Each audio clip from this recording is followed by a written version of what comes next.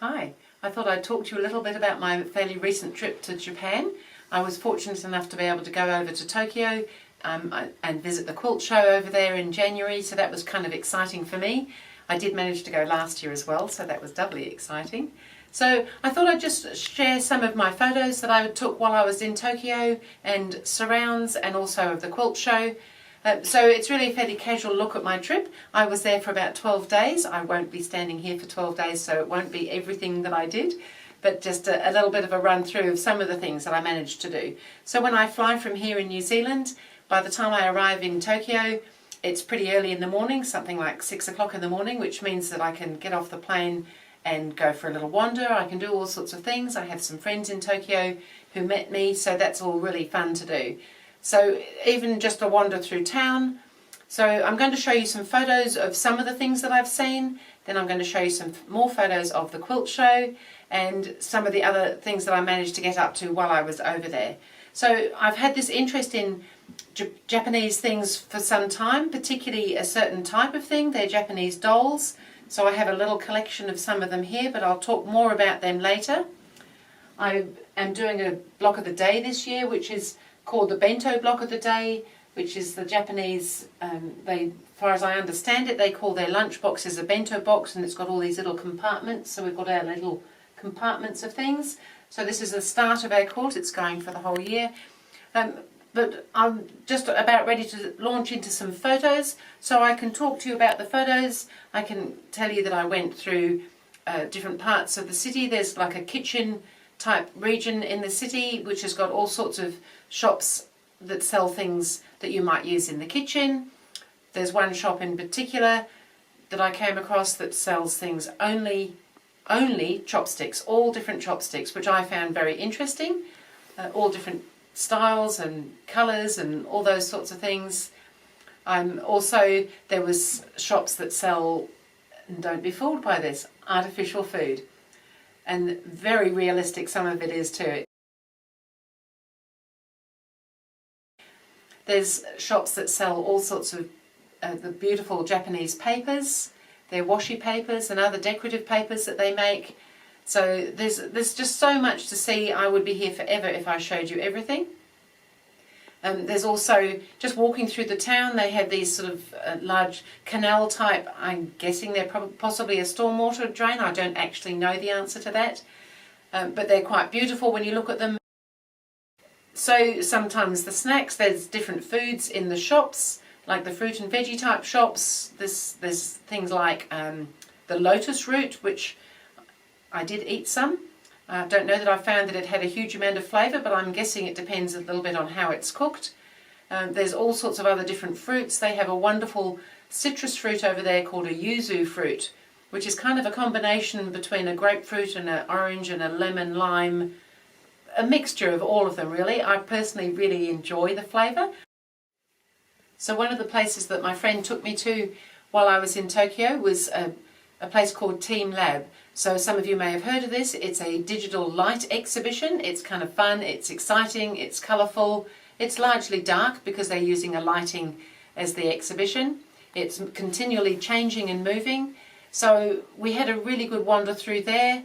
You can see there's so much of it that I, of course, didn't photograph or couldn't photograph, but here's a little glimpse for you now, so that you just see that things are just wonderfully displayed. People can be in them, out of them. You can even hide in there, and yes, I am in there somewhere. And also they have this wonderful tea room that we went to, and you can order a bowl of green tea and you can order a nice bowl of green tea ice cream to go with it. And they seat you so that you're all nicely separated around tables and things, and you have your own personal digital light show that happens on your own bowl of green tea. So waiting in line to go into the quilt show is an experience in itself. We were there in good time, which is just as well because you have to wait quite a lot of time. There's a lot of people wanting to go to the quilt show, like many thousands of people, all queuing, no matter whether it's cold, windy or raining or sunny. And yes, it pretty much does all of those things while you wait in line. So we were fortunate, we were undercover because it did start raining. And to go in, there's just lots of people waiting, as I said, to go in, all sorts of combinations, there's groups, there's people from overseas, there's a lot of local people, of course, wanting to see all the quilts. So that was kind of fun to go in. Security is always in place with all these things, of course. And then when you go in, so the quilt show is held in the Tokyo Dome, which is a big indoor sports arena.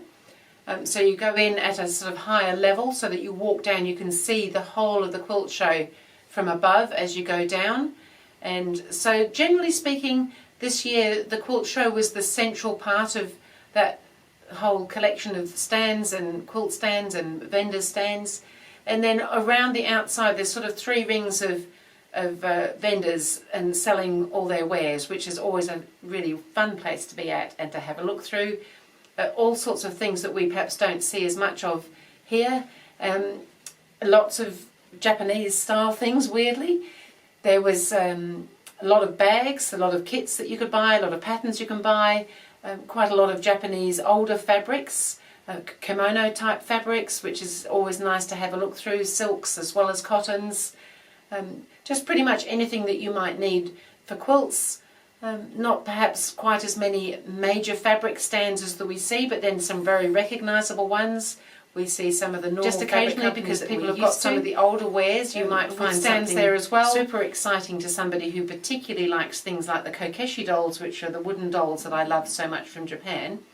And I have to say that this particular lady is a quilt show lady. She's pre-loved, which is absolutely wonderful. And she has a little wobbly head, which is kind of interesting. And she has a little hair attachment here. But she was just waiting to come home with me from the quilt show. So that was kind of fun to be able to find something like that unexpectedly at a quilt show.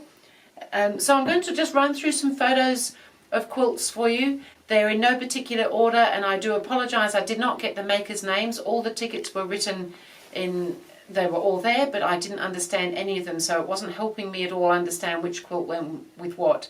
So I do apologise for anyone whose quilt is there without your name on it. Your quilts were very much appreciated. So I'm just going to run through some of the quilts that I really thought were interesting. I've taken some close-ups of, so you can see that some there's a larger quilt and then maybe a detail or possibly a couple of detailed ones. Some that were appliqued, some that were pieced. There was really just a whole selection of quilts. Probably nothing in particular that stands out because I just found the whole exhibition amazing. The attention to detail in their quilts is phenomenal. A lot of the quilts are made by hand. I'm guessing that very many of the people who live over there don't necessarily have a sewing machine or perhaps don't have space for a sewing machine. Some of the homes seem to be fairly small in Japan from what I can gather. So handwork is what a lot of people are doing, but they don't leave anything out because of that. In fact, they go to a whole lot more trouble, I think. And I just love to see all the detail. There's a section where there's a lot of bags on display and they're beautifully made. There's a whole section on some quilts. Now, some of the people that you perhaps will recognise the names of, there was a display in particular by a Japanese lady called Kiko Goki, whose work I've admired for many years, and she had a whole central display with an interesting big filled balloon type ball that she's obviously pieceworked all the covering for, and some smaller balls underneath, a whole lot of her quilts from over the years of her quilt life. There was a whole lot of work also from Yoko Sato. There was quite a good display on, I guess, sort of films and things like that sort of style of things. So there was like a Mary Poppins quilt and style, and some of the little houses that Yoko Sato makes so well. There was a whole village that she'd made, and plus many more of her quilts. And as I said, so many of the quilts. Now it kind of looks with some of these photos like I've had plenty of space to take them. But you need to understand that there was lots and lots of people at this show, so I just had to bide my time and wait till I caught a moment where there was nobody right in front of the quilt that I wanted to be at.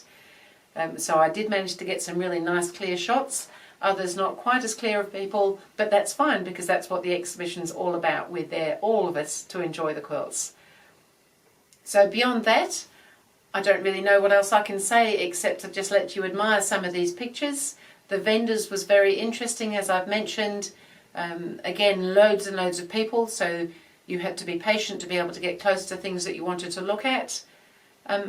And the quilt show just went on and on. I managed to go over 2 days, so that was really good. That meant I had a really good look at things. I could go back and have another look at some things that I didn't feel that I'd looked at closely enough. Quite a lot of small displays within the exhibition of perhaps a Christmassy area. There was a whole retro, like a set up a bit like a retro cafe with quilts and various other made items in it. Really, it just goes on and on. So please do enjoy these photos, and then we'll go on a little visit somewhere else very shortly.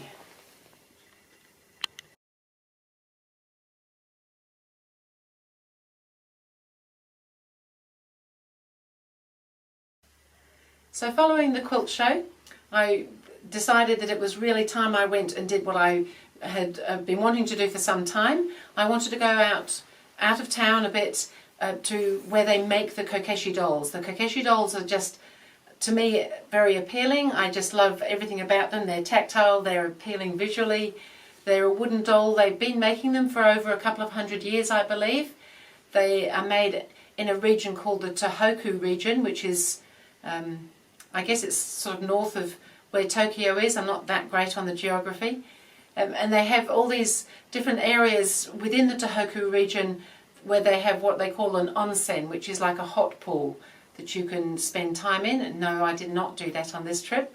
However, there's several of them around the area, and I think this is where the kokeshi dolls originated from, as far as I'm understanding it. So people were making them to sell to the people that were visiting the hot pools. So as far as I could tell, I went to a couple of the museums and things, and some information was there about that. But first of all, I had to get there. So I managed to go on the train. The trains are a great service in Japan. So I'm going on a bullet train. So these go super fast. I don't know how fast that is, but pretty fast. And they have vending machines on the stations and places, and all around town for that matter, where you can buy, particularly in winter, you can buy hot and cold drinks from these little vending machines. So you can buy hot coffee that comes out of a vending machine in a container, and you can buy wonderful little snacks that you recognise because they have little pictures on them.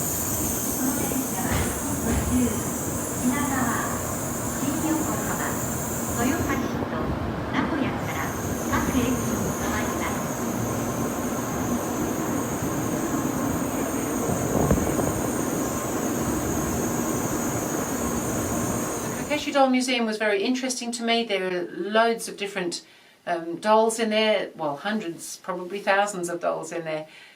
So I've managed to take a few photos of some of these dolls. There's different styles that come from the original different artists and slightly different areas within that whole region. Then the next day I was hoping to go out to one more doll museum, and I did that, and I went out, and it was called the Yajiro Kokeshi Doll Museum, which was about 20 minutes away from where I was staying. Really enjoyed looking around that one. That one had a whole lot of like a little village of kokeshi makers. At that particular point in time when I was there, probably not doing anything at that stage because it was middle of winter and not too many tourists or people around to have a look at what they're doing. But it was very interesting to have a wander through the museum, have a wander around the little village. The scenery was lovely, and I did manage to acquire, while I was there, a very beautiful kokeshi doll that was made there.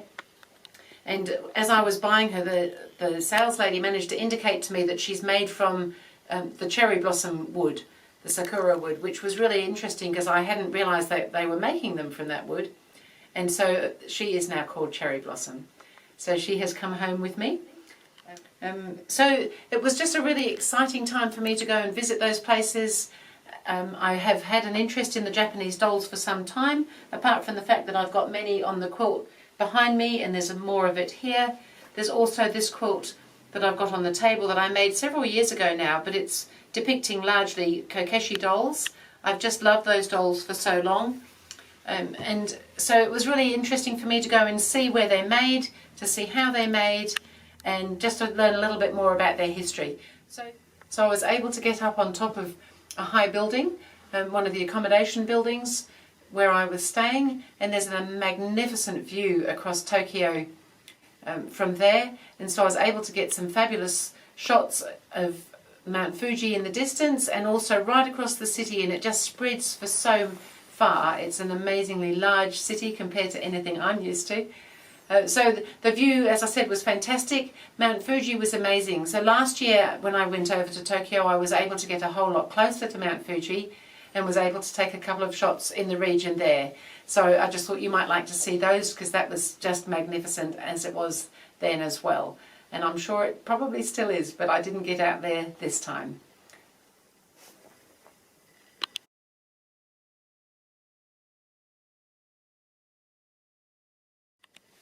So I hope you've enjoyed coming to Japan with me on this tour.